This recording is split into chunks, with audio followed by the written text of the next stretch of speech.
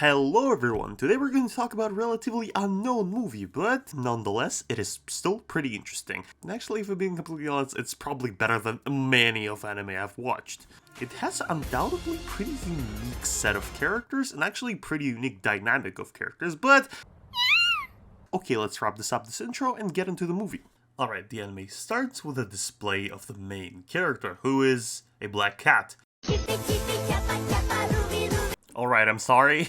Right away we can understand that the story is gonna have some magical shenanigans, since Cat is playing with some spirit fish. Cat's design is of course very cute, but before he can enjoy himself a little more, an earthquake starts!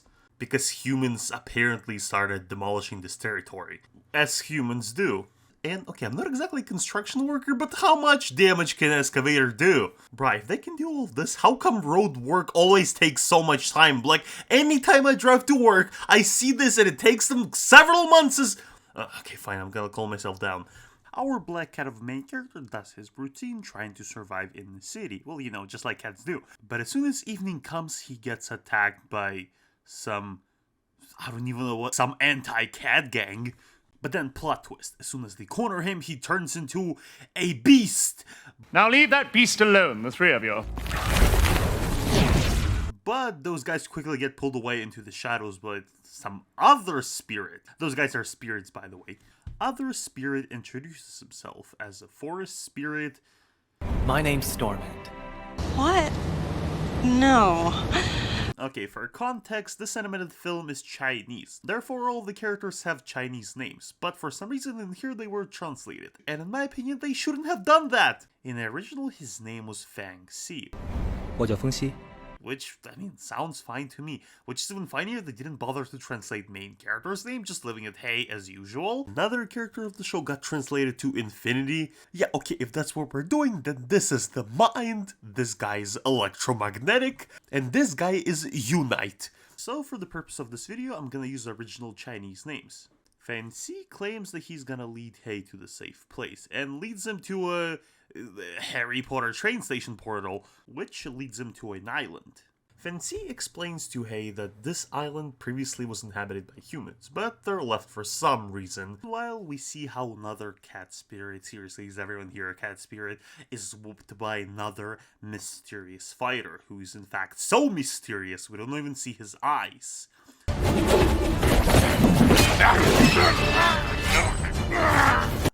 Satisfying animation, love it. Hei, meanwhile, meets other spirits who are hiding here away from humans. They also eat, share campfire stories, and overall, I gotta admit, it's a pretty good atmosphere.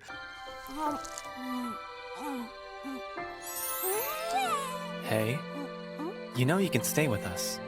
I'd love to! From now on, this is your home. But if you stay, you have to do your job. Fengxi gives Hei some place to sleep, and since he doesn't really have a house, says that this island from now on will be his home. Anyway, this morning, this guy without eyes shows up to the main character island. Turns out he was looking for Fengxi because some guild, which we don't really know anything about yet, for some reason is looking for his head. While Hei is sleeping, all the characters are trying to give him a fight. I'm saying tried, because this guy is so OP, he whooped their asses without even trying. How? Get moving! But... Go!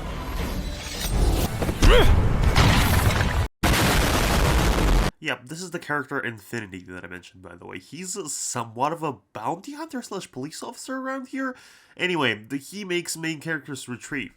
Upon waking up, he realizes that everybody left him, and the portal from which he came to this island is closed. Now it's just a brick wall. Huh, more and more parallels with Harry Potter, what do you know? So you don't know how to leave either. And now he's just stuck here with Fusan, who also doesn't know how to leave, and who is acting really silent and scary, even though he can fly, so I don't know why he couldn't just flee away. Okay, to be completely honest, later he does mention that he cannot fly for a long time, because he'll get tired or something. In the end, Wuxian built a small raft of some sort, a raft reference by the way, and along with Hei, left the island. And again, it's really creative that he uses his metal powers to push the raft forward. Hei is of course upset that he's leaving his home, which he only recently got. Anyway, remember how I said that the atmosphere of the show is... It's truly awesome. And here we do get a pretty interesting dynamic. A pretty light-hearted main character who is now stuck with a seemingly invincible enemy. And because his anime isn't really chatty and even refused to tell Fengxi why he even wanted to capture him, main character doesn't even know why he's evil. Why were you chasing Stormend?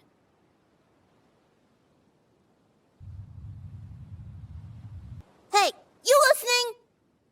And escaping and attacking him isn't an option really, so he just has to go along with it.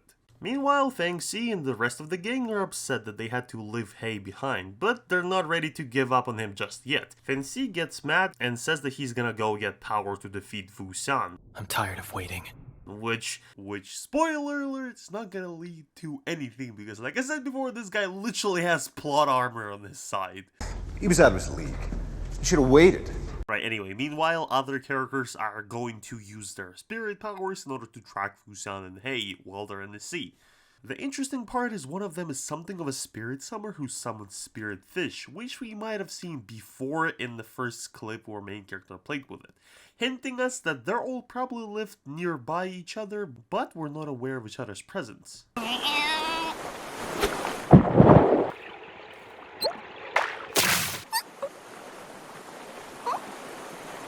Not gonna lie, this part of the story is probably my favorite, even though the characters are literally just traveling from point A to point B. From first glance, characters are just swimming on the raft across the ocean, while having little shenanigans. But you get this kind of relaxation, satisfaction feel, like when you're watching those, like, smooth animations where the characters aren't really doing anything, like cooking or something like that.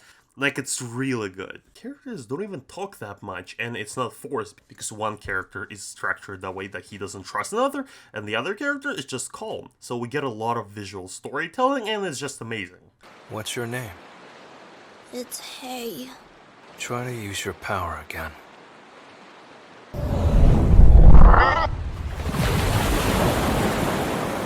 In addition, while all this is happening, we start to get a feeling that, hang on, Wu Xian is not really that bad. Like, at first he does seem like the antagonist, but the more you watch him, the more you start to understand that way he's just a chill guy who sorta tries to set the main character on the right path. So as a viewer, you really start to rethink his position in the story. And what's cool about it, meanwhile while all this is happening, Fengxi appears to random people and does something weird to them. We don't really know why, but after he fights them, we just see them lying on the ground. So right now we do have a mystery. What's the past of Fengxi, and why Wu Xian can't just let main character go? Because at first he does says that he's gonna let him go as soon as they reach the mainland, but then says that he's actually not gonna let him go because of reasons, which I will explain right now. Because of that, he was gonna bring the main character to the Guild of Spirits, which it's called around here. Because it was formed by your kind.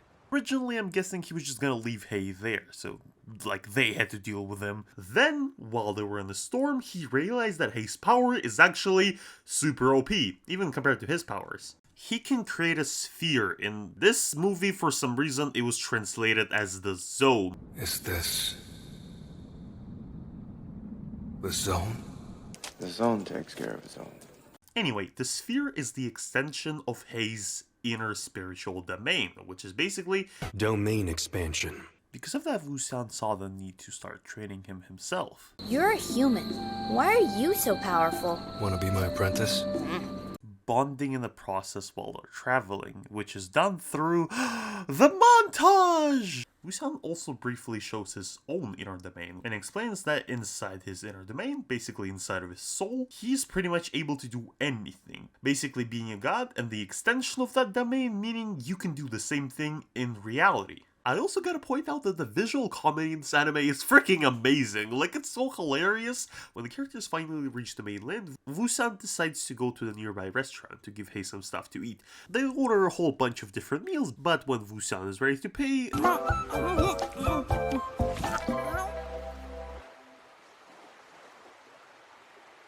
We accept mobile pay.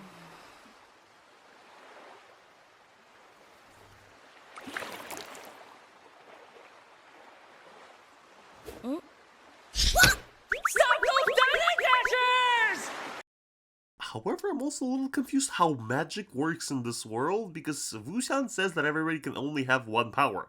But both Hei and Wuxian kinda have too. Like, they both have metal powers, and also Wuxian at the same time can erase reality. Like, he can warp something in the world in the shape of a sphere. Like, okay, I get it that the movie has to tell the story in a certain amount of time. It cannot explain everything, but this is actually a crucial part of the plot, is that a villain can steal those powers! We recently discovered that he's capable of stealing powers. He is? However, that also is not really explained, because they mentioned that he didn't really steal anyone's power. He only kind of borrowed them, like he takes them, and then it disappears from his possession, and whoever he stole it from also gets it back after meditating or something. But if he steals it from Hei, then he's stolen it forever, and also Hei dies. What? He can't do that. Okay, I get it, so it's made so it's more tragic, because Wuxian kinda lost his apprentice that he got attached to while they traveled together. But this makes no sense! Like, they explain that both Wuxian and Hei possess certain unique type of magic, which is like an exception to the stealing quirks rule. Like, only this one, if it gets stolen, it's gonna kill you. Either way, I guess it's time for the final reveal. As you might have guessed, Fengxi is actually the main villain. I mean, nice person wouldn't blow up a train, right? Damn it! Is he a bad man? That's not true. Why? Stormend isn't a bad person. Neither are you. What's really good about it is Fengxi's motivation is actually, well, it's pretty good, but if you think about it, he basically starts explaining that as human evolution grew, they started taking more and more territory from the spirits. A lot of our fellow spirits chose to leave. But if anyone was getting forced out, I thought it should be them. On one side, I feel like it's a pretty good explanation for why this character became evil. In retrospect, he's pretty much just the person defending his home. On the other side, I don't really get why humans would even do that, since spirits are pretty intelligent and pretty powerful. But I guess to understand spirit-human conflict, watch Avatar Korra. Either way. We'll drive out all the humans and make this our home. Is this why you were so nice to me?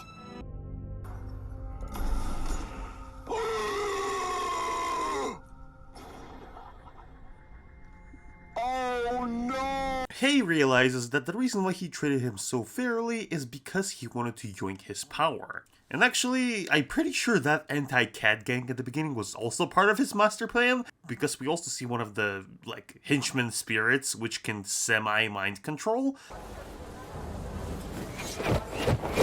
They're being controlled. I am useless! And since Fengxi pretty much wants to do Uno reverse card and get the territories that human previously stolen away from them, Hei doesn't really want to do that since it sounds pretty violent. Plus, there's like 10 million people in this one city which they want to take back, and there's like a couple hundreds of spirits who live there. Like, I feel like you don't need that much space, come on. But since Hei doesn't want to cooperate, Fengxi just steals his ability, risking his life in the process. Wuxian right away starts fighting him, and funny enough, even with all those powers collected, he still doesn't stand a chance. And what I like about this fight, it's pretty well structured. Unlike in other anime, when characters have ability to pretty much solo the villains, in here Wuxian can't quite do that, since he needs Fengxi to return the power that he stole from Hei. Fengxi starts expanding the sphere, giving characters some more space to fight, and actually a pretty cool fight scene. Like, we don't get a lot of fights in this movie, but all of the ones we get are pretty spectacular. But of course, since this is Hei's spiritual domain, he just appears there, since this is technically just an extension of his soul. They started 2v1, and actually what I like about this fight even more, Hei doesn't become ultimately stronger out of nowhere. Pretty much what he does is just play support on Wuxian. Again, considering all the power level, that does make sense that the character just become ultimately strong out of nowhere. And thus the villain is defeated, and the sphere is broken. El Pepe. Bruh, I should do the same because of my jokes. And, well, that was Legend of Hei. I actually really recommend you checking this movie out. I don't think I really need to rate it, because I said many times before that this movie is awesome. I did not talk about a lot of cool moments in this review, so you can still enjoy this movie for yourself. And I think that is it for today. Write in comments if you want to see more videos like this, and like, subscribe, see ya.